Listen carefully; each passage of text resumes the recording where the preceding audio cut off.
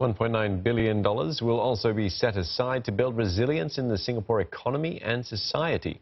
That's as Mr. Heng noted how the pandemic shows the need for stable supplies of food and essential items. Brandon Tonoto with more. Singapore is among the first countries to successfully develop COVID-19 test kits that are now used in hospitals locally and in countries like China and Myanmar. That's an example Mr. Heng gave to show how important R&D is in getting ready for challenges and why Singapore will continue to put down investments there. Meantime, he said the pandemic has also highlighted the need for steady supplies. COVID-19 has also emphasized the importance of having resilient supplies of food and other essential items. We are building up our national stockpile of health supplies, including masks and hand sanitizers, so that we'll continue to be well stocked. Some may be concerned about the impact on our food supplies arising from supply chain disruptions. We need not worry. We have in place a robust, multi-pronged strategy to ensure that we continue to have a stable supply of safe food. As we did with water, we are strengthening our food resilience for the long term. Under our 30 by 30 vision, we aim to produce 30% of our nutritional needs by 2030, up from less than 10% today.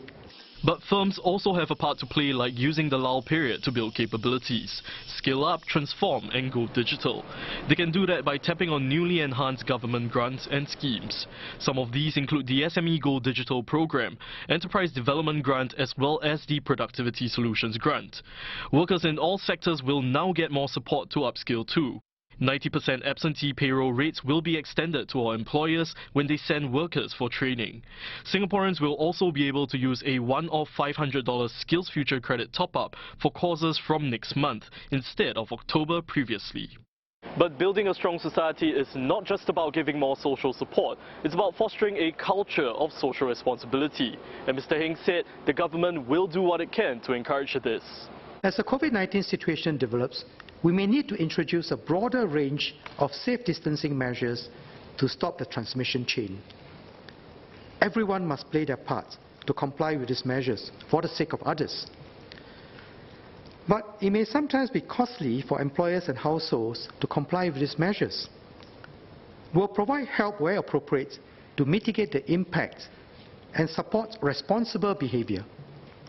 For example, we have provided support for the cost of quarantine accommodation to mitigate the cost to individuals and families.